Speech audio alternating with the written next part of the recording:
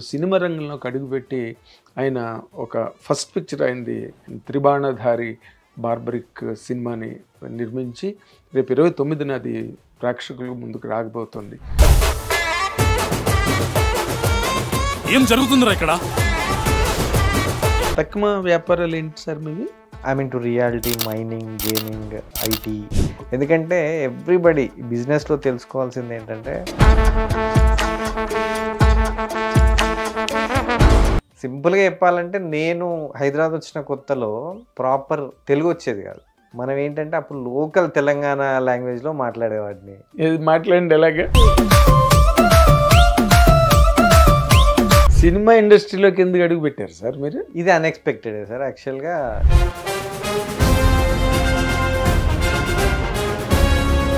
అసలు లైఫ్ని ఎందుకు మనం ఇంకో యాంగిల్లో చూడకూడదు, ఎప్పుడు ఏంటి ఒక అచీవ్మెంట్ కోసం చూస్తున్నాం. అప్పుడు మళ్ళీ నేను రీథింక్ చేసి ఓన్లీ 1-2 ఇండస్ట్రీలు కాదు,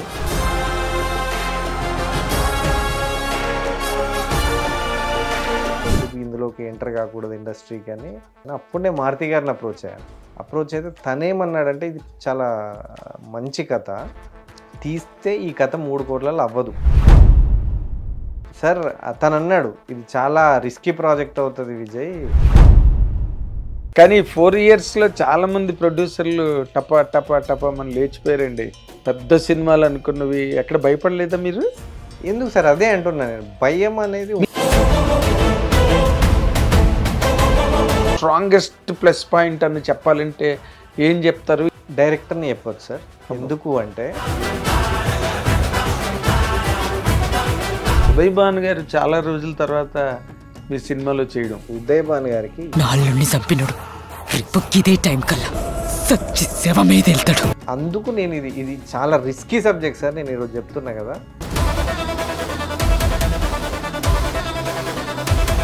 త్రిబాణధారి బార్బరిక్, కానీ ఆ టైటిల్ జస్టిఫికేషన్ ఏంటన్నది బర్బరీకుడు అస్త్రం మీద తీద్దామన్నది డైరెక్టర్ కథ.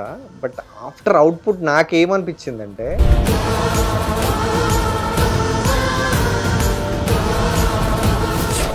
హిట్ టీవీ అభిమాన ప్రేక్షకులకు స్వాగతం. నేను మీ Nagendra Kumar. Welcome to my personal program my special touch.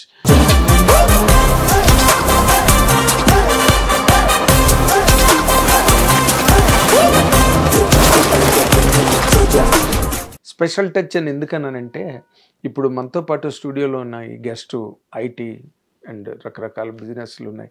అవన్నీ లాభాలు గ్యారంటీగా వచ్చే వ్యాపారాలు అవన్నీ. కానీ ఇప్పుడు సినిమా రంగంలోకి అడుగుపెట్టి ఆయన ఒక ఫస్ట్ పిక్చర్ అయింది త్రిబాణధారి బార్బరిక్ సినిమాని నిర్మించి రేపు 29న అది ప్రేక్షకుల ముందుకు రాకపోతుంది. బట్ ఇందులో ఉన్న సాధక బాధకాలు ఏంటి?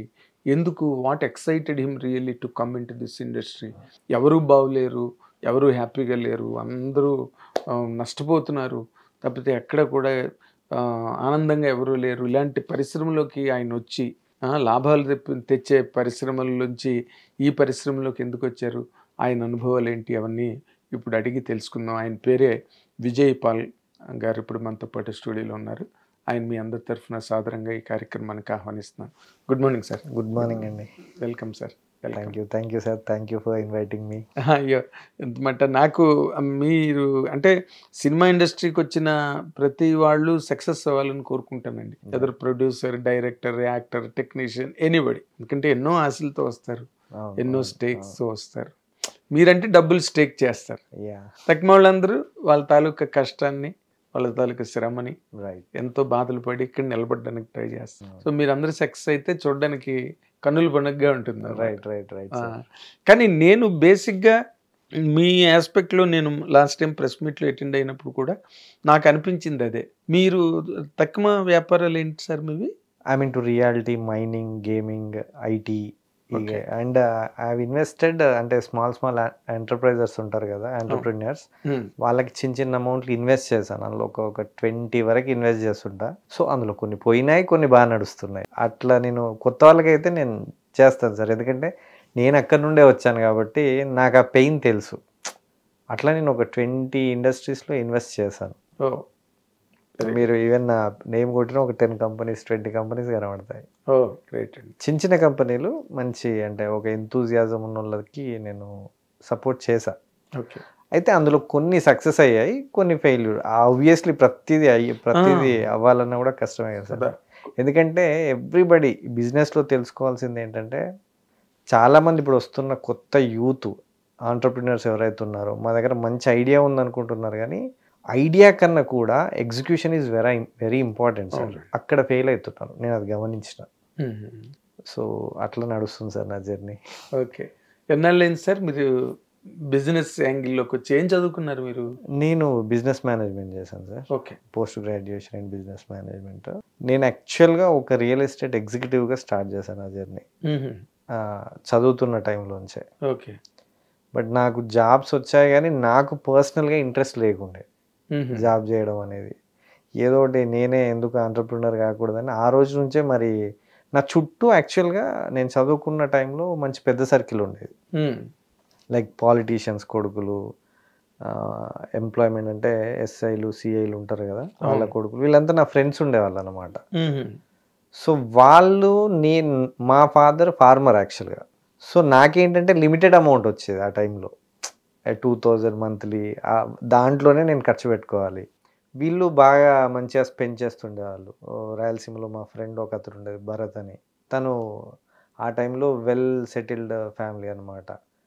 వీళ్ళంతా నాకు అంటే చాలా, అంటే వాళ్ళతో పాటు నన్ను ఉండడానికి స్కోప్ ఇచ్చారు. నేను అక్కడ వాళ్ళతో పాటే ఉండేవాడిని, కానీ వాళ్ళు ఎవరు నన్ను డబ్బులు రిటర్న్ పెట్టు అని అడిగేవాళ్ళు కాదు. కానీ ఏంటంటే నాకు అనిపించేది నేను పెట్టాలా వీళ్ళలాగా అని చెప్పేసి. పెట్టాలంటే ఈ జాబులు చేస్తే మనతో కాదు, నేను వీళ్ళలా ఉండాలని ఆ రోజు అనుకున్నాను. ఇప్పుడు ఆ టోటల్ అందరు ఫ్రెండ్స్ నన్ను చూసి హ్యాపీగా ఫీల్ అవుతారు. ఓకే, వాళ్ళందరికన్నా మీరే బాగున్నారని ఫీల్ అవుతుంటారు, హ్యాపీగా ఫీల్ అవుతారు. అదేలేండి. యా, అంటే మరి వాళ్ళందరూ బాగా వెల్ టు డూ ఫ్యామిలీస్ నుంచి వచ్చిన వాళ్ళు. మీరు ఒక ఫార్మర్ ఫ్యామిలీ. రైట్, ఫార్మర్ ఎప్పుడు వెల్ టు డూగా ఉండడు కదా. రైట్, ఏం సార్? అంతే కదా సార్. అదే మరి, అంటే అట్లా స్టార్ట్ అయింది సార్. ఏ ఊరు సార్ మీది? మాది వరంగల్ డిస్ట్రిక్ట్ దగ్గర కొప్పుల అనే విలేజ్ ఉంటుంది సార్. కొప్పుల ఆ విలేజ్ నుంచి వచ్చిందనమాట. Okay okay. సో తక్కువ ప్రయాణం అంతా హైదరాబాదే. సో హైదరాబాద్నే అసలు నాకు హైదరాబాద్ వదిలి వెళ్ళవద్దు కాదు, ఎందుకంటే నాకు అన్నీ నేర్పింది హైదరాబాదే. ఓకే, సింపుల్గా చెప్పాలంటే నేను హైదరాబాద్ వచ్చిన కొత్తలో ప్రాపర్ తెలుగు వచ్చేది కాదు. Proper Telugu in the sense అంటే హైదరాబాద్లో అప్పుడు ఒక పోయిటిక్ తెలుగు, లేదంటే ఒక కైండ్ తెలుగు మాట్లాడేవాళ్ళు. హిందీ వచ్చేది కాదు, ఇంగ్లీష్ వచ్చేది కాదు. మనం ఏంటంటే అప్పుడు లోకల్ తెలంగాణ లాంగ్వేజ్లో మాట్లాడేవాడిని. మాట్లాడండి ఎలాగే అది పోయింది సార్, అందరితో మాట్లాడి ఎప్పుడన్నా వస్తుంది అనుకోకుండా. మీ వాళ్ళు కలిసినప్పుడు వస్తుందేమో. అంతే, మా వాళ్ళు కలిసినప్పుడు వస్తుంది. సో ఏంటంటే అప్పుడు ఉన్న కండిషన్లలో ఈ లాంగ్వేజ్ మాట్లాడితే ఎవరు నవ్వుతారో అని ఆ భయంతో ఉండేవారు. అది కూడా ప్రాపర్గా వచ్చేది కాదు, అదే మొహమాటంతో ఉండేది. సో అక్కడి నుంచి మెల్లమెల్లిగా ఈ సేమ్ మంచి తెలుగు మాట్లాడడం, మంచి ఇంగ్లీష్ మాట్లాడడం, హిందీ మాట్లాడడం నేర్చుకుంటూ బిజినెస్లోకి వచ్చాను సార్. Very nice. అసలు మీ మాట మీరు ఇప్పుడు తెలంగాణ మాట్లాగే లేదు అసలు. ఎవరు ఇప్పుడు ఈవెన్ రాయలసీమ ఫ్రెండ్స్ కలిస్తే నా లాంగ్వేజ్ ఆటోమేటిక్గా రాయలసీమ స్లాంట్లోకి వెళ్ళిపోతుంది. ఓకే, ఆంధ్ర వాళ్ళు కలిస్తే ఆ స్లాంట్లోకి వెళ్ళిపోతుంది, తెలంగాణకి వెళ్ళినప్పుడు ఆ స్లాంట్లోకి వెళ్ళిపోతుంది. అంతగా మిక్స్ అయిపోయింది సార్. అదేలేండి, అందరితో కలిపి మూవ్ అయ్యి ఎదిగారు కదా, ఆ ఇంపాక్ట్ ఉంటుంది. బట్ మీరు ఇందాక నా ఇంట్రడక్షన్లో చెప్పినట్టుగా మీరు చక్కగా హాయిగా నా సినిమా పరిభాషలో చెప్పాలంటే హాయిగా పచ్చగా ఉన్నారు, 3 పువ్వులు 6 కాయలుగా ఉన్నారు, నిత్య కళ్యాణం పచ్చ తోరణంలాగా ఉన్నారు. Right sir. సినిమా ఇండస్ట్రీలోకి ఎందుకు అడుగు పెట్టారు సార్ మీరు? ఇది అన్ఎక్స్పెక్టెడ్ సార్. యాక్చువల్గా ఈ డైరెక్టర్ ఉన్నారు కదా, అంతకన్నా ముందు నేను కోవిడ్ తర్వాత ఏంటంటే కొంచెం ఆ కోవిడ్ టైంలో బాగా సఫర్ అయ్యాం అనమాట. నేను ఇంట్లో ఒంటరిగా కూర్చోవడం, అంటే మనం అన్ని లాంగ్ రన్ బిజినెస్లు, మంత్లీ వేజెస్ కాకుండా ఒక 6 నెలల ప్రాజెక్టులు, 1 ఇయర్ ప్రాజెక్టులు ఇట్లా చేసేటివి అన్నీ స్ట్రక్అప్ అయిపోయి ఖాళీగా ఉన్న ఈ టైంలో ఏం చేద్దాం, అసలు ఫీడ్కి కూడా డబ్బులు లేకుండా అవుతుంది, మంత్ ఆన్ మంత్ వేజెస్ అని చెప్పేసి అప్పుడు ఒక థాట్ వచ్చింది. అసలు చిన్న వాటిలలో రీటైల్ వీటిలో ఎందుకు ఇన్వెస్ట్ చేయకూడదని అప్పటి నుంచి నేను చేశాను సార్. ఓకే, ఆ టైంలో ఏంటంటే సరే నేను ఏంటంటే కోవిడ్ ముందు వరకు కూడా నా లైఫ్ని చాలా కంజెస్టెడ్గా మెయింటైన్ చేసేవాడిని. అంటే ఇంట్లో వాళ్ళకంటే ప్రతి రూపాయిని కూడా బిజినెస్లో ఇన్వెస్ట్ చేయాలి. మా ఫ్యామిలీ వీళ్ళందరూ అనేవాళ్ళు అనమాట, ఏమనంటే అరే ఇంట్లోకి పనులు తెచ్చుకో, పాలు తెచ్చుకో, ఎప్పుడు కష్టపడుతుంటావు ఏంటిది అంటే, ప్రతి రూపాయి అంటే నేను బిజినెస్లో ఎక్స్పాన్షన్ చేయాలి, నా చిన్న ఏరియాలో నేను ఒక టాటా లాగా ఉండాలా, ఈ కైండ్ ఆలోచనలో నేను అసలు ఇంటిని పట్టించుకునేవాడిని కాదు. దెన్ కోవిడ్లో నేను రియలైజ్ అయ్యాను, ఓకే ఇప్పుడు మనం ఎంతో కొంత నేమ్ వచ్చింది ఇక్కడ, నేను నా లైఫ్ స్టైల్ మార్చుకోవాలని అప్పటి నుంచి ఇంకా ఇంట్లోకి అన్నీ తెచ్చుకోవడం. ఏంటంటే ఆ కోవిడ్ టైంలో సఫర్ అయ్యాం కదా, చాలామంది చనిపోవడం చూసా. నాకు ఒక అతను మంచి ఒక 60 years ఓల్డ్ అతను అడ్వైజులు ఇచ్చేవాడు. తను సడన్గా బాయ్ అని చెప్పిపోయి ఒక 10 daysలోనే కోవిడ్ వచ్చి అక్కడి నుంచి ఇంకా అసలు మళ్ళీ కలవలేదు, తను చనిపోయాడు అనమాట. తను నాకు అంతకుముందు అన్ని అడ్వైజులు చేసేవాడు. ఈ కైండ్లో చూసినప్పుడు అసలు లైఫ్ని ఎందుకు మనం ఇంకో యాంగిల్లో చూడకూడదు, ఎప్పుడు ఏంటి ఒక అచీవ్మెంట్ కోసం చూస్తున్నాం, అచీవ్మెంట్తో పాటు లైఫ్ కూడా బాగుండాలి కదా అని అప్పుడు మళ్ళీ నేను రీథింక్ చేసి ఓన్లీ 1-2 ఇండస్ట్రీలు కాదు, హ్యావ్ టు షో సంథింగ్ అన్నట్టుగా మిగతా అన్ని చిన్న చిన్న ఇండస్ట్రీలు చిన్న చిన్న వాళ్ళతో కలిసి మంత్లీకి ఇబ్బంది ఉండకూడదు, మనము ఎంటర్టైన్ కావాలా, ఇట్లా నేను స్టార్ట్ చేశాను. అట్లా ఒక ఎంటర్టైన్మెంట్ కంపెనీలో కూడా ఇన్వెస్ట్ చేశాను. అక్కడ ఒక మా ఫ్రెండ్ ఎప్పుడు ఒక 10 ఏళ్ల క్రితం తనకు సినిమా పిచ్చి ఉండే అనమాట. మా అమ్మ నాకు ఒక సినిమా ఛాన్స్ ఎందుకు ఇవ్వకూడదు, ఒక 50 lakhs పెడితే నేను చేస్తాను, నాకు లైఫ్ సెటిల్ అవుతుంది. ఎందుకంటే తను నేను ఒక 15 ఏళ్ల క్రితము ఎగ్జిక్యూటివ్గా జాబ్ చేసినాం. ఆ రోజున్న పిచ్చి 10 years తర్వాత కూడా ఉంది, అది ఒకసారి పిచ్చి జీవితాంతం పిచ్చి ఉంటుంది. సో సరే చేద్దాంలే అన్నాను, కానీ తన అన్సర్టనిటీ వల్ల అది ఆగిపోయింది. ఆ టైంలో ఇది చూసిన మోహన్ నాకు ఇవ్వండి సార్ అని ఒక 1 year తిరిగాడు. నేను అంత ఈజీగా ఇచ్చేవాడిని ఏం కాదంటే ఎగ్జిక్యూషన్ అని చెప్పాను, ఇంట్లోనే ఇవ్వలేదు రూపాయి. అయ్యా ఎగ్జిక్యూషన్ ఇంపార్టెంట్, అసలు ఎగ్జిక్యూషన్ చేయగలుగుతారా లేదా అని నేను చూస్తూ ఉన్నా అనమాట. స్టేబుల్గా నేను ఏం చెప్పానంటే ఒక 1 crore వరకు నేను ఇన్వెస్ట్ చేస్తాను, మిగతాది సినిమా తెలిసిన వాళ్ళని తెచ్చుకోండి, ఎందుకంటే మనకు తెలియదు కదా ఇది అంటే. పాపం తను ఒక 1 year తిరిగాడు ఇంకో ప్రొడ్యూసర్ కోసం అని. తిరిగితే ఎక్కడ ఎవరు రాలేదు. నాకే అనిపించి సరే మనమే దిద్దాం పట్టు, ఎందుకు ఇందులోకి ఎంటర్ కాకూడదు ఇండస్ట్రీకి అని అప్పుడు స్టార్ట్ చేశాను సార్. ఈ సినిమాకి 3 crores పెట్టాలన్నది డైరెక్టర్ ఆలోచన. 3 crores అంటే మనం ₹1-2 కాదు కదా అని అప్పుడు నేను మారుతి గారిని అప్రోచ్ అయ్యాను. అప్రోచ్ అయితే తనేమన్నాడంటే ఇది చాలా మంచి కథ, తీస్తే ఈ కథ 3 crores అవ్వదు, బాగా తీయాలనుకుంటే దీన్ని ఇంకా ప్రాపర్గా డెవలప్ చేసి తీయండి, లేకపోతే అసలు రాకండి, మీరు 3 crores పెడితే ఏమీ రాదు మీకు, ఆ యాంగిల్లో తీస్తే ఈ కథని ఎంతలో తీయాలో అంతలో తీయండి అని చెప్తే నేను అప్పుడు డిసైడ్ అయ్యాను సరే ప్రాపర్గా తీద్దామని. అదే ఆయన కథ విన్ని ఓకే అన్న తర్వాత అప్పుడు నేను సరే సినిమాకి ఏం కావాలో అది ఇద్దామని ఫిక్స్ అయ్యాను. అంటే దాని ఫండమెంటల్స్ పైన ఇప్పుడు నేను ఇన్ని బిజినెస్లు చూసా కదా సార్, నాకు ఒకటే మైండ్లో వచ్చింది, మరి నాకేం తెలియదు కదా, అంటే ఫండమెంటల్గా సినిమాకి ఏం కావాలో అది ఇస్తే ఖచ్చితంగా సక్సెస్ వస్తుంది అనేది నేను ఆ రోజు నమ్మిన సిద్ధాంతం, అది బిజినెస్ పరంగా నమ్మిన సిద్ధాంతం. సో నేను ఎక్కడ ఫండమెంటల్ అనేది లూజ్ కానివ్వలేదు, అందుకే నా ప్రోడక్ట్ అట్లా వచ్చింది. ఓకే, అప్పుడు మీరు హై బడ్జెట్కి ఆలోచించారు. అంటే ఒక టైంలో నేను ఒక బడ్జెట్ అనుకున్నాను, ఎక్సెస్ అవుతుందని నా మైండ్లో ఉంది. ఎందుకంటే సినిమాలో ఎవరు చెప్పినా డబుల్ అవుతుంది, బాగా అవుతున్నాయి, పెరిగిపోతున్నాయి అంటున్నా, అది నేను మైండ్లో పెట్టుకున్నాను సార్. నేను అట్లా మెంటల్గా ప్రిపేర్ అయ్యి ఉన్నాను, దీన్ని ప్రాపర్ జెన్యూన్ అటెంప్ట్ చేద్దాం, ఎందుకు సక్సెస్ రాదో అప్పుడు చూద్దామన్న మైండ్ సెట్లోనే ఉన్నాను నేను. అంటే దీన్ని ప్రాఫిటబుల్ వెంచర్ కింద ఆ రోజు నేను కన్సిడర్ చేయలేదు. నేను ఏంటంటే ఎందుకు మనం ఫండమెంటల్స్ పెట్టి ఒక జెన్యూన్ అటెంప్ట్ చేయకూడదు అనేది తీశాను, అందుకే అది అలా వచ్చింది అనేది నా ఫీలింగ్ సార్. ఓకే, అంటే మీరు మొట్టమొదటి అయితే మీరు ప్రాఫిట్స్ ఎక్స్పెక్ట్ చేసి రాలేదు. పోతుంది, వస్తే వస్తుంది, జెన్యూన్ అటెంప్ట్ చేద్దాం అన్నది నా ఆ రోజు ఆలోచన సార్. అది కూడా మారుతి గారికి కూడా నేను చెప్పాను సార్.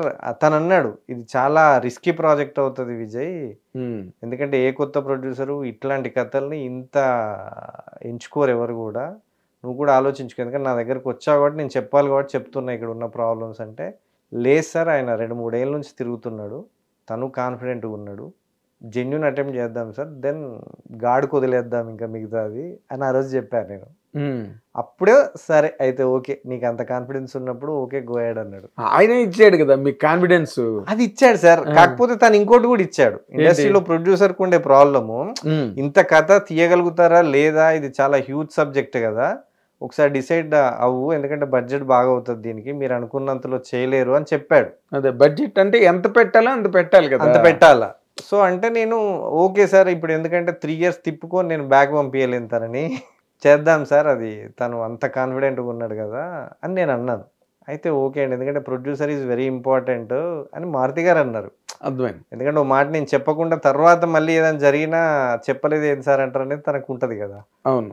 సో అందుకు తను నాకు అది చెప్పాడు, నేను కూడా ఓకే అన్నాను. ఆ రోజు నేను ప్రాఫిటబుల్ అనుకోలేదు సార్, సినిమాని ఫండమెంటల్గా బాగా ఇవ్వాలి అనుకున్నా, అది అవుట్పుట్ వచ్చింది. Good good. యా. గుడ్. అంటే ఇప్పుడు మీరు సినిమా ఎన్నాళ్ళు అయిందండి మీరు ఈ జర్నీ స్టార్ట్ చేసి? త్రిబాణధారి బార్బరిక్ ఇది ఆల్మోస్ట్ 3.5 years అవుతుంది సార్. అంతకుముందు ఒక 1 year ఆయన అన్ని కలిపి చెప్తాను, అన్ని కలిపి చెప్తాను. 4 years అనుకోండి, అంతా కలిపి. ఒక 1 year తను తిరగడం, ఇంకో 1 year తిరగడము, 2 years అంటే 1.5 year ప్రాజెక్ట్ అయింది ఇప్పుడు ఇది. సో ఓవరాల్ గా 3.5-4 years. కానీ 4 years లో చాలా మంది ప్రొడ్యూసర్లు టపా టపా టపా మన లేచిపోయారండి. పెద్ద సినిమాలు అనుకున్నవి ఎక్కడ భయపడలేదా మీరు? ఎందుకు సార్, అదే అంటున్నా నేను, భయం అనేది. మీ అబ్జర్వేషన్ ఏంటో చెప్పండి అసలు. సార్ క్యాలిక్యులేషన్స్ అనేది ఇక్కడ నడుస్తుంది సార్ ప్రతిదీ ఇండస్ట్రీలో. ఏం క్యాలిక్యులేషన్? కథ పైన అనుకోండి, బడ్జెట్ పైన, కాంబినేషన్ అనుకోండి, ఒక క్యాలిక్యులేషను, ఒక ఫార్ములా ప్రకారం వెళ్తున్నారు. అది మంచిదే ఎక్స్పీరియన్స్ వాళ్ళు. బట్ నాలాంటి కొత్త ప్రొడ్యూసర్కి ఫార్ములాలు పనిచేయవు సార్. నాలాంటి ప్రొడ్యూసర్కి నాకు అర్థమైంది ఏంటంటే, సినిమాని సినిమాగా తీసి వదిలేయాల్సిందే సార్ ఎవరు వచ్చినా. ఈరోజు 150 మంది ప్రొడ్యూసర్లు వస్తే ఒక సంవత్సరం ఎక్కడ ఫెయిల్ అవుతున్నారంటే, వాళ్ళు ప్యాషన్ తోటి వస్తున్నారు, ఏదో రకంగా సినిమా తీయాలనుకుంటున్నారు, కానీ ఏం తీస్తున్నాం అనేది మర్చిపోతున్నారు. కరెక్ట్. సినిమా మీద ప్రేమతోటే వస్తున్నారు. అది మర్చిపోయి ఏమవుతుందంటే, 1-1.5 చేద్దాం అని అనుకుంటున్నారు. అల్టిమేట్గా అది ఆడియన్స్ సాటిస్ఫై చేయలేకపోతున్నారు. మధ్యలో ప్రాబ్లమ్స్ వస్తున్నాయి, అది ప్రాపర్గా చెయ్యలేక, మధ్యలో ఆపలేక, ఏదో రకంగా చేసి బయటకైతే అవుట్పుట్ ఇచ్చేస్తున్నారు. అది ఆడియన్కి నచ్చట్లేదు, వాళ్ళకి రూపాయి మిగలట్లేదు. సో దెన్ ఇక్కడ ఏమీ లేదు అని చెప్పేసి వెనక్కిపోతున్నారు. నేనేమంటున్నా అంటే, కొత్త ప్రొడ్యూసర్లు రాకూడదని కాదు, రావాలి. నిజంగా కథకేం కావాలి, దానికోసం ఏం చేయాలి, అది R&D చేసి ఇక్కడ నిలబడేలా ఉంటేనే రావాలి సార్ అనేది నాది. లేదు అంటే ఇంకొక ఆప్షన్ కూడా ఉంది. ప్యాషన్ ఉన్నప్పుడు, అవకాశాలు లేవు అనుకున్నప్పుడు, ఇట్లాంటి వాళ్ళు అందరూ తీద్దాం అనుకున్నది ఒక క్లబ్ లాగా యాడ్ అయిపోయి చేయవచ్చు. ఆ ప్యాషన్ అట్లీస్ట్ వాళ్ళకు క్రెడిబిలిటీ అన్న తీసుకొస్తుంది అనేది నా ఆలోచన. అంటే ఇండివిజువల్ గా కాకుండా సిండికేట్ లా ఫామ్ అయ్యైనా చేసుకోవాలి. అప్పుడు కొంచెం పెట్టొచ్చు సినిమాకి. రిస్క్ కూడా లెస్ అయిపోతుంది అప్పుడు. అవునులేండి. ఎట్లా ప్యాషన్ కూడా నెరవేరినట్టు అవుతుంది కదా. కానీ ఇక్కడ మీరే సింగిల్ హ్యాండ్ నేను డిసైడ్ అయ్యాను సార్. ఎందుకంటే ఇక్కడ కూడా అంటే నేను చెప్పాను సిండికేట్ అని, కానీ ప్రాబ్లం ఏమొస్తుందంటే, కలవడం కూడా అంత ఈజీ కాదు సార్. కరెక్ట్. అట్లీస్ట్ ఎక్కడో చోట వాళ్ళందరూ ఒక దగ్గర యాడ్ కావాలంటే, అది కూడా ఒక నెంబర్ ఆఫ్ బ్రెయిన్స్ ఒక దగ్గరికి రావాలంటే రాలేవు, చాలా కష్టం. ఇక్కడ నేను చెప్పింది ఈజీగా ఉంది, కానీ అక్కడ కూడా ఒక కాంప్లికేషన్ ఉంటుంది. అందరు కలిసాక సో మెనీ ఏమంటారు, ఏదో ఒకటి ఉంటుంది, too many cooks spoil the food అంటారు కదా. అలా కూడా ఏ ఛాన్స్ ఉంటుంది. బట్ దాంట్లో ఎవరో ఒకరు లీడ్ తీసుకుంటేనే అవుతుంది. సో ఇవన్నీ నేను ఆలోచించుకొని, ఏదేమైనా నా సింగిల్ అటెంప్టే ఉండాలి, నా డెసిషనే ఉండాలి, good or bad I can satisfy అన్నట్టు ఉన్నది. ఇప్పుడు ఒకవేళ నా సినిమాకి రేపన్న ఏమన్నా అయినా నేను సాటిస్ఫై అవుతాను సార్. ఫస్ట్ నేను ఇంకొకరి దగ్గర పెట్టేసి తన మీద నమ్ముకొని అదేదో జరిగితే కన్నా, ఏదైనా జరిగితే నా వల్ల జరిగినా అట్లీస్ట్ అది ఒక ఎక్స్పీరియన్స్, సాటిస్ఫాక్షన్ ఉంటుంది అనేది నా బిలీవ్నెస్. కరెక్ట్. అదే మంచి అయినా చెడైనా ఇంక మీదే, నాదే విజయమైన సాటిస్ఫాక్షన్ అంటే మిగిలాలి. మీ సొంతం ఏదైనా. సార్ కొట్టారనుకోండి, విజయపాల్ ఈజ్ ద కింగ్, బ్రహ్మాండం కొట్టాడు అంటారు. పోయారనుకోండి, నా ఎక్స్పీరియన్స్, నా సాటిస్ఫాక్షన్, ఓహో ఇలా కాలేదా, పోయినా పర్లేదు మీకు డబ్బులు, ఎందుకంటే ఇంకో దాని నుంచి మీకు 10 ఇన్వెస్ట్మెంట్లు ఉన్నాయి కదా సార్. రిస్క్ నేను డే 1 నుంచి రిస్కే సార్, రిస్కీ మ్యాన్. ఎట్లా అంటే నేను నాది నేను గొప్ప చెప్పుకోవడం కాదు, కానీ ఏమీ లేని చోట ఓ స్టార్ బంగ్లా నిలబెట్టగలుగుతా. నా దగ్గర ఏమీ లేకుండా, ఇది నా మెయిన్ స్ట్రెంగ్త్ సార్. అసలు ఈరోజు నా పాకెట్లో 10,000 లేదు, నేను ఒక 10 కోట్ల ప్రాజెక్ట్ చేయాలనుకుంటున్నా, ఐ కెన్ డూ ఇట్. అట్లాంటి స్ట్రాటజీస్. అది ఎలాగండి అంటే, మీకు పెద్ద సర్కిల్ ఉండడం వల్ల, లేకపోతే రిసోర్సెస్ని పుల్ చేయడం వల్ల? నేను బిల్డ్ చేసుకున్నాను సార్. నాకు డే 1 నుంచి మంచి సర్కిల్ ఉంది, కానీ స్టార్టింగ్ లో ఎవరు సపోర్ట్ చేసేవాళ్ళు, ఎందుకంటే మన స్ట్రెంగ్త్ తెలియనప్పుడు వాళ్ళు కూడా చేయలేరు. దాన్ని మనం ప్రూవ్ చేసుకోవాలి కదా. నెగిటివ్ గా అది కాదు, కానీ ఇనీషియల్ గా నేను ఒకటి ఏమంటారు కదా, అన్ని ఒక్కొక్కటి తీసుకొచ్చి ఒక కొండలా వేచిన తర్వాత, అరే ఈ కెన్ డూ ఇట్ సంథింగ్ అనేది మార్కెట్లో క్రెడిబిలిటీ వచ్చింది నాకు. ఓకే. సో నాకున్న వేరే అదర్ బిజినెస్లో, రియాలిటీ, మైనింగ్, ఎక్కడైనా సరే లేట్ అయినా ఏదైనా అనుకున్నదైతే కంప్లీట్ చేస్తాడు అనేది ఒకటి ఉంది. ఆ క్రెడిబిలిటీ ఉంది. ఓకే, ఇంకా అదే డబ్బు. సో ఈరోజు సినిమా కూడా నేను అనుకున్నది చేయగలిగిన. ఇప్పుడు రేపు ఇది బయటకు వచ్చిన తర్వాత నా సర్కిల్ చూసి ఆశ్చర్యపోతారు. ఇంకా ఒక 1000 కోట్లు పంపిస్తారు మీకు అందరికి. ప్రాబబ్లీ అది జరగాల. ప్రభాస్ తో చేయి, లేకపోతే మెగాస్టార్ చిరంజీవి గారితో చేయి. నా స్ట్రెంత్ అదే సార్, మెయిన్ స్ట్రెంత్ అదే. ఏదైనా అనుకుంటే అనుకున్నట్టుగా ఎగ్జిక్యూషన్ చేస్తా. అదేలేండి, దట్స్ వెరీ ఇంపార్టెంట్ కదండి. మిమ్మల్ని ఎంటర్ప్రెన్యూర్స్ కానివ్వండి, లేకపోతే ఇన్వెస్టర్స్ మేము ఒకళ్ళని నమ్మి పెట్టాలంటే మీరు ఆ ప్రోడక్ట్ వాళ్ళకి చూపించాలి కదా. చూపించాలా అంటే ఇప్పుడు ఈ సినిమాకి మీది సింగిల్ హ్యాండ్ అండి, లేకపోతే single hand sir? Single hand. Crowd funding ఏం లేదు. ఓకే, మీ సొంత డబ్బు అంతా. ఓకే, అంటే నాకు రిమైనింగ్ రిసోర్సెస్ ఉంటాయి, బట్ నా రిస్క్ అది. మెయిన్ రిస్క్, ఏదేలేండి, every rupees your risk. Right. ఇప్పుడు వాళ్ళు ఎవరైనా ఒకవేళ మిమ్మల్ని మీ మీద నమ్మకంతో పెట్టినా అది మీ రిస్కే కదా. అంతే. మళ్ళీ మీరు మారల్గా తిరిగి ఇవ్వాల్సి రావచ్చు. అది ఇచ్చాను కాబట్టి ఈ రోజుకు నాకు క్రెడిబుల్. నేను చేసిన ప్రతిదీ ఏం సక్సెస్ అవ్వలేదు సార్, నేను అది కూడా చెప్తున్నాను. ఫెయిల్యూర్ కూడా అయ్యాయి, బట్ అలాని సాటిస్ఫై చేయగలిగిన. ఓకే, సో అందుకు నాకు క్రెడిబిలిటీ ఉంది. యా, అదే your proved case study. Yes sir కదా. రైట్. మీ కేస్ స్టడీ ప్రూవ్ అయింది మార్కెట్లో, అన్నిట్లోని ప్రూవ్ అయింది. ఇప్పుడు మీరు సినిమాలో కూడా ప్రూవ్ చేసుకుంటే అవుతా సార్, నాకు ఆ కాన్ఫిడెన్స్ ఉంది. రేపు మీరు చెప్తారు, పర్సనల్ గా నాకు చెప్తారు, అఫీషియల్ గా చెప్పకపోయా. సినిమా చూసాక మీ కాన్ఫిడెన్స్ చూస్తే నాకు చాలా ముచ్చటగా ఉందండి. ఎందుకంటే నిర్మాతలు రిలీజ్ ముందు చాలా డీలా పడిపోతారు కొంతమంది, ఒక రకం. రెండోది తెచ్చి పెట్టుకున్న ఒక ఉత్సాహంతో మాట్లాడి ప్రాజెక్ట్ని ఎలాగైనా దాన్ని ఇచ్చేయాలి, పాపులర్ చేయాలి, జనాలు థియేటర్కి రావాలి అనే ఒక డెస్పరేట్గా ఉంటారు రిలీజ్ ముందు. కానీ మీరు ఆర్గానిక్ గా ఉంది ఎక్సైట్మెంట్. Right sir. నేను ప్రాక్టికల్ పర్సన్ సార్. ఇప్పుడు ఇంత చెప్పాను కదా, నేను ప్రాక్టికల్ కి చాలా దగ్గరగా ఉంటాను. సినిమా బాగా మీకు నచ్చకపోతే అసలు నేను అసలు చెప్పలేను సార్. ఇంటర్వ్యూకి వచ్చేవాని కాదు, నేను చెప్పలేను కూడా. Simple sir. నేను సినిమా పరంగా చెప్పాలనుకుంటే బాగుంది బాగాలేదు అనేదాన్ని ఒక యావరేజ్ ఫ్యాక్టర్ లాగా తీసుకుంటే, అంటే ఒక 0 మార్క్ దగ్గర తీసుకుంటే, బాగుంది అనుకున్న వాళ్ళు ఎక్సలెంట్, మారోలెస్, అద్భుతం, చింపేశారు, ఈ పైన ఏమైనా మాట్లాడుకోవచ్చు. బాలేదు నుంచి బాలేదు, వరెస్ట్, తల తిన్నట్రా, ఇట్లా మాడుతుంటారు కదా సార్. సో ఈ బాగుంది బాగాలేదు అనే యావరేజ్ ఫ్యాక్టర్ను నేను తీసుకుంటే, యావరేజ్గా తీసుకుంటే, బాగుంది నుంచి ఆ పైన మాడుకుంటారు సార్. బాలేదు నుంచి కిందికి అసలు మాట్లాడుకోరు. ఇది బాగాలేదని మాటే ఉండదు. బాగుంది నుంచి స్టార్ట్ అవుతుంది. బాగుంది నుంచి స్టార్ట్ అయ్యి ఆ పైన ఏమన్నా ఎంతైనా మాట్లాడతారు. ఓకే, ఈ సినిమాకి plus point, the strongest plus point అని చెప్పాలంటే ఏం చెప్తారు, ఎవరిని చెప్తారండి? డైరెక్టర్ని చెప్పొచ్చు సార్. ఎందుకు అంటే అసలు ఈ కథ ఏ ప్రొడ్యూసర్ కూడా, నేను కాకపోతే ఏ ప్రొడ్యూసర్ యాక్సెప్ట్ చేయలేడు సార్. First point. తిరిగాడు అతను ఇంకొంతమంది దగ్గరికి, తిరిగాడు. బట్ నేను చెప్తున్నాను కదా, మీరు ఈరోజు రాసి పెట్టుకోండి సార్, ఈ కథ చెప్పినప్పుడు ఎవరు యాక్సెప్ట్ చేయలేరు. ఎందుకు చేయలేరంటే సార్, ఈ కథలో మల్టిపుల్ లేయర్ కథలు ఉంటాయి. మల్టిపుల్ లేయర్లో మన ఈ కాంటెంపరీ మెసేజ్ ఉంటుంది, ఎమోషన్ ఉంటుంది. అండ్ ఇంకొకటి ఏంటంటే దీంట్లో మైథాలజీ పోయటిక్ మోడల్లో చెప్పాడు. అంటే ఈ కాలం జనరేషన్కి మైథాలజీ అంటే ఏంటో తెలుస్తుంది, అండర్లైన్లో మెసేజ్ ఇస్తున్నాం. ఎమోషన్స్ ఫస్ట్ ఫ్రేమ్ నుంచి లాస్ట్ ఫ్రేమ్ వరకు ఆ ఎమోషన్ ఎక్కడా మారదు. సో ఇట్లాంటి కథను కమర్షియాలిటీస్ ఇస్తూ బ్లెండ్ చేయగలిగారు సార్. ఇట్లాంటి కథను బ్లెండ్ చేయడం అనేది హైలీ ఇంపాసిబుల్.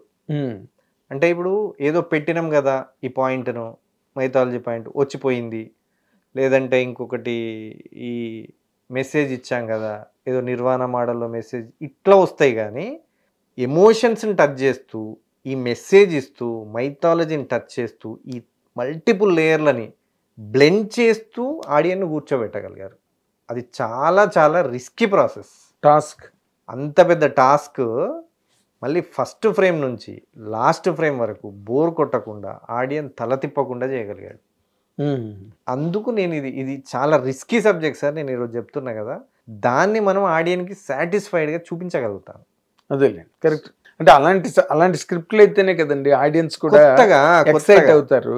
అండ్ ఇందులో డైరెక్టర్ గొప్పతనం ఏంటంటే సార్, బార్బరిక్ అనేది నాకే తెలియదు అంతకుముందు. ఈ జనరేషన్కి ఈయన చూపిస్తున్నాడు. అంటే ఇతను ఒక క్యారెక్టర్ ఉంది, అండ్ ఈ రోజులలో ఒక మెసేజ్ ఇవ్వాలనుకుంటే అదొక మెసేజ్ సినిమా లాగా అవుతుంది సార్. అవునండి. కానీ కమర్షియాలిటీకి ప్రతి ఒక్కరు లైక్ చేసే మెసేజ్ లాగా ఉంటుంది. అదే మీరు విజయవాడలో ఏదో షోలు విజయవాడలో ఎస్ సార్, విజయవాడలో ప్రతి ఆడియన్ అంటే ఈ టీనేజర్ నుంచి 55 year old వరకు జనరల్గా మన సినిమా దాంట్లో ఇది ఈ టార్గెట్ ఆడియన్ ఆ టార్గెట్ ఆడియన్ అని చెప్పుకుంటారు. కానీ నేను కూడా అట్లాగే అనుకున్నాను, ఇది ప్రాబబ్లీ 25-45 మధ్యలో చూస్తారేమో అనుకున్నాను. కానీ అది ట్రాష్ అని నాకు విజయవాడ వరంగల్లో అర్థమైంది. హై అంటే ఏజ్డ్ వాళ్ళు, టీనేజ్ వాళ్ళు ప్రతి ఒక్కరు ఎమోషన్స్కి స్ట్రాంగ్గా కనెక్ట్ అయ్యారు. నేను అవి మీకు వీడియోస్ పంపిస్తాను సార్, చూడండి, మీరు పెట్టండి మీ ఛానల్లో. తప్పకుండా. అది జెన్యున్గా వచ్చింది. నా దగ్గర కూడా వచ్చి ఒక పెద్ద ఆయన అన్నాడు అనమాట, ఎంత గొప్ప సినిమా తీస్తున్నారని కళ్ళల్లో నీళ్ళు పెట్టుకున్నాడు. రెండోది వరంగల్లో మేము ఒక పీపుల్కి ఒక కపుల్కి ఫ్రీగా చూడండి అని చెప్పామన్నమాట. చివర్లో 400 రూపీస్ ఇద్దరికి. నేను యాక్చువల్గా ఏంటంటే 150 రూపీస్ పెట్టా ఇది అందరు చూడాలని. మైత్రి శశి గారితో నేను మాట్లాడి, సార్ 150 చాలు సార్, ఫ్యామిలీ ఎంత రావాలి, నాకు నా సినిమాని అప్రిషియేట్ చేయాలి, అదే ఫుట్ ఫాల్స్ ఉండాలి అని చెప్పాను. కానీ పాపం వాళ్ళు 200-400 ఇచ్చి వెళ్ళారు. అంటే వాళ్ళే టికెట్ హైక్ చేశారు. వాళ్ళే హైక్ చేశారు. ఎట్లా అంటే ఇది ఫ్రీగా చూసే సినిమా కాదు సార్ అని చెప్పేసి, అది నాకు ఆ మూమెంట్, నేను సక్సెస్ అయిన మూమెంట్ వచ్చేసింది సార్ నాకు. అది రిమైనింగ్ ఏది ఎలాగైనా ఉండొచ్చు, మనకు అది ఒకటి ఉంటుంది కదా, అరే వి డిడ్ దిస్ అని చెప్పేసి element of satisfaction. Hard earned మనీని నాకు అప్రిషియేషన్ గా నేను ఫ్రీగా ఇచ్చినా కూడా నాకు ఫ్రీ వద్దని వాళ్ళు నాకు అప్రిషియేట్ చేశారు. డబ్బులు ఇవ్వడం ఏంటి, నేను వాటిని చాలా అపురూపంగా చూసుకుంటున్నాను సార్. కోట్లు పెట్టి చూసాను, తీసాను కానీ సినిమా, నేను వీటిని పెట్టుకొని తిరుగుతున్నా 3 days నుంచి. ఎందుకంటే అది దేవుడి మందిరంలో పెట్టుకోండి, అవి పెడతాను సార్. ప్రేక్షక దేవుళ్ళు అంటారు కదా, అందుకని ఆ దేవుళ్ళే దేవుడి దగ్గరనే వేద్దామని ప్లాన్ లో ఉన్నాను. గ్రేట్. సో అది అంతా బూస్టప్ ఇస్తుంది అనమాట కదా. మరి 4 అది ఇప్పుడు 40 కోట్లతో సమానం.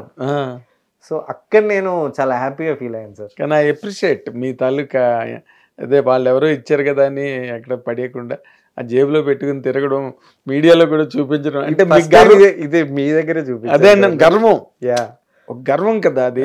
అంటే నేను దాన్ని రెస్పెక్ట్ చేస్తున్నా సార్. అంతా అదనిపించింది. సినిమా తీసింది ఒక ఎత్తు అయితే, ఆ ఫీలింగ్ అనేది అసలు ప్రైస్ లేదు సార్. మీరు దట్స్ వాట్ ఇట్ ఈస్. ఇప్పుడు మీ సినిమాలో రేపు 29 ఉదయ్ భాను గారు చాలా రోజుల తర్వాత మీ సినిమాలో చేయడం. Right sir. ఉదయ్ భాను గారికి ఇక్కడ నుంచి ఇంకో కెరియర్ స్టార్ట్ అవుతుంది సార్ ఈ మూవీ చూసాక, నో డౌట్ ఎట్ ఆల్. మీరు ట్రైలర్ లో చూసుంటారు కదా సార్, రాజసము అంత ఎంత కనపడుతుందో అంత ఉంటుంది సార్. వదిలేండి, మంచి అంటే ఒక కామందు క్యారెక్టర్ లాగా ఉంది ఆవిడది కదా. రైట్. ఒక గ్రామ పెద్ద, ఒక జనరల్ గా ఒక మంచి డాన్ ఇందులో. ఆమె మంచి డాన్. ఉదయ్ భాను గారికి ఉన్న మాస్ ఇమేజ్ కి బాగుంటుంది. అది కనబడదు సార్ స్క్రీన్ మీద. Very nice. ఎందుకంటే ఆవిడ చాలా పాపులర్ కదా, టెలివిజన్లో చాలా పాపులర్. అక్కడక్కడ అడప సినిమాలు చేశారు కానీ, but she never had her due share. Right. దీనికి వస్తుంది సార్ అప్లాజ్ డెఫినెట్ గా. ఇక్కడ నుంచి ఇంకొకలాగా తన కెరీర్ తీసుకెళ్ళి మలుపు. ఈవెన్ దో సత్యరాజ్ గారు, అంటే నేను చెప్పడం ఇది అదే అంటే ఎగ్జాగరేషన్ అవుతుంది కావచ్చు, కానీ సత్యరాజ్ కూడా కొన్ని సినిమాలకు హీరోగా చేశాడు, కొన్ని సినిమాల్లో 100 సినిమాల్లో విలన్ గా చేశాడు, అండ్ క్యారెక్టర్ ఆర్టిస్ట్ గా చేశాడు. కానీ ఈ ఏజ్ లో ఒక ఫుల్ ఫ్లెడ్జెడ్ లీడ్ లోకి తీసుకొచ్చిన ఫస్ట్ మూవీ అవుతుంది సార్ ఇది. కరెక్ట్. అంటే ఇప్పుడు అమితాబ్ బచ్చన్ గారు చేస్తున్నారు కదా, చినీకం, పింక్, ఇట్లాంటివి, ఆ కైండ్లో ఉంటుంది తన క్యారెక్టర్. ఈవెన్ వశిష్ఠ గారు చేశారు దీంట్లో, కన్నడ యాక్టర్ వశిష్ఠ ఎన్ సింహ. ఓదెలా చేశారు కదా, ఓదెలా అండ్ ఇంకొన్ని తెలుగులో వచ్చిన సినిమాల్లో తన కెరియర్ లో ఇది బెస్ట్ అవుతుంది సార్. ఇంకో కొత్త అబ్బాయి చేశాడు, కార్తికేయ దేవ్ కూడా ఉన్నట్టున్నాడు. కార్తిక్ కూడా ఉన్నాడు. కార్తికేయ దేవ్ అంటే ఇప్పుడు వెళ్ళ రేపు అంతా పాన్ ఇండియా సినిమాల్లో ఉన్నాడు, కుర్రాడు ఉన్నాడు. అవును, ప్రభాస్ చిన్నప్పుడు అంటే కార్తికేయ దేవ్ గుర్తొస్తాడు. రైట్. ఇంకా ఒక అమ్మాయి ఉంటది కదా సార్, మన ఓ పాపక యాక్ట్ చేసింది. అవును, తను సత్యరాజ్ సార్ తో పోటీ పడి చేసింది. తను మీరు రాసి పెట్టుకోండి, నెక్స్ట్ మంచి హీరోయిన్ అవుతుంది తెలుగు నుంచి. ఓకే. ప్రతి ఒక్కరికి అయితే కనపడుతుంది సార్. ఈవెన్ సత్యం రాజేష్ కూడా, ఆయన క్యారెక్టర్ కూడా ఎట్లుంటుంది అంటే సార్, ఒక ఇన్నోసెంట్ కానిస్టేబుల్, అంటే ఇన్నోసెంట్ కానిస్టేబుల్ ఉండే అతను సీరియస్ రోల్ చేస్తే ఎట్టుంటుందో, ఒక ఇన్నోసెంట్ వ్యక్తి సీరియస్గా చేస్తే ఎట్టుంటుందో ఈ క్యారెక్టర్ అట్లాంటి సార్. ఓకే. కానీ ఈ సినిమాలోని ఏదో మీ ఇది ఎక్కడో చూశాను, ఎవరో నా ఫ్రెండ్స్ చూపించారు, దాంట్లోనే ఏదో మంచి మెసేజ్ ఉంది, ఆడపిల్లల్ని జాగ్రత్తగా చూసుకోండి అని చెప్పి కొంతమంది ఏడ్ చేస్తున్నారు. అవును, లేడీస్. అవును. ఏంటి కొత్తగా మీరు లేడీస్ మీ ఆడపిల్లల్ని జాగ్రత్తగా కాపాడుకోండి అని? అదే సార్, నేను ఇందాక మీకు చెప్పాను, మల్టిపుల్ లేయర్లు ఉన్న సినిమాని బ్లెండ్ చేయగలిగాం. కరెక్ట్. అందుకే మీకు ఇక్కడ మీకు ఇందాక నేను చెప్పాను కదా సార్, ఏజ్డ్ వాళ్ళు కనెక్ట్ అవుతున్నారు, టీనేజ్ వాళ్ళు కనెక్ట్ అవుతున్నారు, మిడిల్ ఏజ్ వాళ్ళు కనెక్ట్ అవుతున్నారు. ఆ మూడింటి గ్రూపుల్ని బ్లెండ్ చేసి ఈవెన్ మైథాలజీని టచ్ చేసాం, గవర్నమెంట్ కోసం మెసేజ్ని టచ్ చేసాం. ఓకే. సో ఇంత అద్భుతంగా రావడం అనేది అసలు కళ సార్. అదే దీనికి నేను స్టిల్ మేము ఎంత కష్టపడ్డాం అన్నది సెకండరీ, కానీ ఇట్లాంటివి నిజంగా అంటే నేను డివోషనల్గా కూడా ఈ మధ్యన బాగా కనెక్ట్ అయిపోయాను అనమాట. భగవంతుడి అది లేనిది, అంటే ఆ కృప లేనిది ఇట్లాంటివి అంత ఈజీగా రావు సార్, రావు. సో మేము ఎంత కష్టపడ్డా ఆయన కృప ఉంది ఈ సినిమా పైన అనేది నాకు అర్థమైంది. ఎందుకంటే అట్లా కూర్చోబెట్టింది సార్, అసలు 2.5 గంటల పాటు ఆడియన్స్ తలదిప్పుకోవట్లేదు. ఆ ట్విస్ట్లకైనా దేనికైనా. నేను నిన్న విజయవాడలో ఇట్లా ఒక 40 మినిట్స్ వరకు పక్కన నించొని కూర్చున్నా, అసలు ఎవరన్నా ఇలా ఇలా తిరుగుతున్నారా, ఫోన్లు ముట్టుకుంటున్నారా, అంతే కదా. ఎవ్వరు. వరంగల్లో ఒక ఆడియన్, నిజం చెప్పు బ్రదర్ ఎక్కడన్నా బోర్ కొట్టిందా అని అడిగా. సార్ నాకు బోర్ కొడితే ఫోన్ తీస్తా ఫస్ట్, నేను అసలు ఫోన్ వాళ్ళే సినిమా చూస్తున్నాను సేపు అంటే బోర్ కొట్టినట్టే కదా సార్ అన్నాడు. బ్రహ్మాండం. అది నిజంగానే అది చాలా గొప్ప టెస్ట్ మని. మనం చాలా కామన్గా థియేటర్లో పూర్వం సాంగ్ బాగాలేకపోతే వాష్రూమ్కి వెళ్ళేవారు అని అనేవారు. అవును. ఇప్పుడు సెల్ ఫోన్ వచ్చేసింది, బయటకు వెళ్లకుండా చూసుకుంటూ రీల్స్ గిల్స్ చూసుకునే పద్ధతి వచ్చేసింది. ఇప్పుడు ఈ త్రిబాణధారి బార్బరిక్, కానీ యాక్చువల్గా దాన్ని బార్బరిక్ అని పలుకుతున్నారు. అవును, బర్బరీకుడు. ఒరిజినల్ పేరు బర్బరీకుడు. ఘటోత్కచుడు కొడుకు, మహావీరుడు, మహాభారత యుద్ధంలో చాలా ఇంపార్టెంట్ రోల్ ప్లే చేసినవాడు. అవును. కానీ ఆ టైటిల్ జస్టిఫికేషన్ ఏంటన్నది సార్ ఇక్కడ మీకు మేము ముందు అనుకోలేదు సార్, బర్బరీకుడు అస్త్రం మీద తీద్దామన్నది డైరెక్టర్ కథ. బట్ ఆఫ్టర్ అవుట్పుట్ నాకేమనిపించిందంటే బర్బరీకుడు అస్త్రాన్ని చూపించారు, జనరల్ గా బార్బరిక్ అంటే క్రూయాలిటీ, అనాగరికుడు, ఆ మీనింగ్ కూడా ఇక్కడ కనెక్ట్ అవుతుంది సార్. ఇంగ్లీష్ మీనింగ్ కూడా, దాని మీనింగ్ కూడా కనెక్ట్ అవుతుంది సినిమాకి. అండ్ త్రిబాణ అస్త్రం ఉంది కదా, మేము కథ రాసుకున్నాం, ప్రతిదీ దీనికి ఇది కావాలనుకున్నాం. నేను మీకు ఇందాక భగవంతుడి కృప అని చెప్పాను కదా, ప్రాపర్గా చూస్తే ఏది చూసినా మాకు త్రిబాణాస్త్రం లాగా అన్ని 3 కనబడుతున్నాయి. పూర్వం దేవుడి స్వరూపం లేనప్పుడు 3ను పూజించేవాళ్ళంట. అట్లనే అందుకే త్రిబాణం 3 అనే దానికి ఎక్కువ పూజలు చేస్తూ, ఇది మాకు డైరెక్టరే చెప్పాడు, తనకు కొంచెం భాగవతాలు వీటి మీద పట్టుంది. అదేలేండి. మాకు ఈ సినిమా కూడా ప్రతిదీ 3 లాగా కనబడుతుంది. మేము అసలు అనుకోలేదు దీంట్లో అసలు ఒక హీరోయిన్ తప్ప ఎవరు లేరు కదా, జనరల్గా ఈ కాలంలో ఎవరన్నా హీరోయిన్ వీళ్ళేం చూస్తారా అది ఇది ఇట్లా అనుకున్నాం అనమాట. ఎక్కువ మేల్ క్యారెక్టర్స్ ఎక్కువ ఉంటాయి సినిమాలో, గ్లామర్కి అంత ఉండదు స్కోప్. కానీ ఇక్కడ కూడా ఏమైందంటే ప్రతి క్యారెక్టరు హీరోగా మారుతూ ఉంటాడు, ఈవెన్ హీరోయిన్ కూడా హీరోగానే మారుతుంటుంది. సో అట్లాంటి ఈవెన్ సత్యం రాజేష్ గారు హీరోగానే మారుతుంటారు, ఉదయభాను హీరోగానే మారుతుంటారు, ఈ వశిష్ఠ హీరోగానే మారుతుంటాడు, క్రాంతి హీరోగానే మారుతుంటాడు. అంటే ఒక కైండ్ ఇవన్నీ చూసిన తర్వాత ఏంటంటే పేర్లు కూడా ఏమైపోయిందంటే మేము అనుకోకుండానే ఒక అత్త అల్లుడి కథ, అంటే ఉదయభాను క్రాంతి ఉంటుంది కదా, అత్త అల్లుడు ఒక పేరు అయిపోయింది, వశిష్ఠ సాంచిది ఒక పేరు అయిపోయింది, తాత మనవరాలు, ఇక్కడ కూడా 3 ఇంటర్లింక్స్ అయిపోయినాయి. మేము ఎక్కడికి వెళ్ళినా ఒక 3 అనేది కనిపిస్తుంది మాకు తెలియకుండానే. గ్రేట్. సో ఇదంతా నాకు అదే అందుకే అనిపించింది అనమాట, మేబీ గాడ్స్ గ్రేస్ అని, గాడ్స్ గ్రేస్ ఉందని చెప్పేసి, దైవ కృప. ఈ సినిమా స్టార్ట్ చేసినప్పుడు కూడా నేను మారుతి గారితో అసోసియేట్ అయ్యాను. అనుకోకుండా నేను ఏం పేరు పెడదాం మన బ్యానర్ పేరు అని, ఎందుకు మా పేరెంట్స్ పేరే పెట్టాలి వచ్చేలా అన్నట్టుగా నేను అనుకున్నా. వనమాల రాజరెడ్డి మా ఫాదర్ అండ్ మదర్ పేరు అనమాట, వాళ్ళిద్దరి పేరు సింక్ అయ్యేలా పెట్టాలని నా మైండ్లో ఉండే. అట్లా వానర క్రియేషన్స్ ఇట్లా పెడదామా అని మారుతి గారిని అప్రోచ్ చేసి సెల్యులాయిడ్ అని పెట్టండి బాగుంటుంది. అది కూడా ఏమైపోయిందంటే వానర మా మదర్ ఫాదర్ పైన పెట్టాను కదా, ఇట్ షోస్ సమ్ గాడ్ రిలేటెడ్గా చూపించింది వానర అనగా. కరెక్ట్, ఆంజనేయ స్వామి కదా. నేను తెలియకుండానే మారుతి గారి దగ్గరికి వెళ్ళా, ఈ వానర మారుతి కూడా సింక్ అయిపోయింది. సో ఎక్కడ చూసినా ఏదో తెలియకుండా కనెక్ట్ అయిపోయినాయి సార్ అన్నీ. గ్రేట్. అండ్ ఈవెన్ ఈ కథని జనరల్ మారుతి గారి తనే చాలాసార్లు చెప్పాడు, నేను చెప్పడం కాదు కానీ ఇది నా జానర్ కాదు, నా కప్ ఆఫ్ టీ కాదు అంటే తను ప్రజెంట్ చేసిన సినిమాల్లో కూడా ఇది కొత్త రకమైన సినిమానే. ఓకే, అది కూడా ఇక్కడ కొత్తగానే చూడొచ్చు మనం. Very good. ఇన్ని కలిసాయి సార్. గుడ్. అన్నీ కలిసి ఆఖరిని మీకు లక్ కూడా కలిసి, లక్తో కూడా విక్టరీ కూడా కలిసి 100% వస్తుంది సార్. అంటే ఇక్కడ నాకున్నది ఒకే ఒక డౌట్ ఏంటంటే హీరో సెంట్రిక్ సినిమా కాదు కాబట్టి ఆడియన్ ఎంతవరకు వస్తారు, స్టార్టింగ్లో పుల్ ఎంత అవుతుంది, వచ్చిన ఆడియన్ అయితే నేను చెప్తున్నాను కదా సార్ బాగాలేదని అయితే అన్నాడు. కానీ సారీ ఫర్ అబ్జెక్టింగ్, హీరోల సినిమాలు కూడా ఎవరు చూడలేదు సార్ మీరు. కానీ ఇక్కడ ఒక్కటి గుర్తుపెట్టుకోవాలి సార్, చూడట్లేదు అన్నది వాస్తవమే. కానీ సార్ ఈ మధ్య రాబిన్హుడ్ పోయింది, తమ్ముడు పోయింది, కింగ్డమ్ పోయింది, అంతకుముందు లైగర్ పోయింది, ఎన్ని సినిమాలు పోయి తెలుసా మీకు? అవును సార్. కానీ వాళ్ళ సినిమాకి ఫస్ట్ డే ఫుట్ఫాల్ ఉంటుంది సార్, అక్కడికి వచ్చాక డిసైడ్ అవుతారు ఆడియన్. అదేలేండి, అది ఓన్లీ ఎన్టీ రామారావు నాతో సార్ అన్నారు సార్. Okay sir. ఏంటని ఓపెనింగ్ మార్నింగ్ షో వరకే brother NT Ramarao. Right. Matinee నుంచి ఎన్టీ రామారావు అక్కర్లేదు వాళ్ళకి, కథ బాగుంటేనే. ఎన్టీ రామారావు నిలబెట్టలేడని చెప్పాడు ఆయన ఇంటర్వ్యూలో. ఎంత గొప్ప మాట అది. అంతే కదా సార్. అంచేత ఈవెన్ ఆడియన్ కూడా ప్రూవ్ చేస్తున్నారు సార్ మంచి సినిమా. మరి ఇప్పుడు బలగం వచ్చింది, కోర్టు బలగం, మొన్న కమిటీ కుర్రాళ్ళు ఇవన్నీ. అదే సార్, ఆ భయం అయితే ఉంటది కదా ఒక ప్రొడ్యూసర్. ఉంటుంది కానీ మీరు ధైర్యంగా ఉండొచ్చు, ఎందుకంటే వాళ్ళు రేపు కంటెంట్ ని బాగా రిసీవ్ చేసుకుంటున్నారు.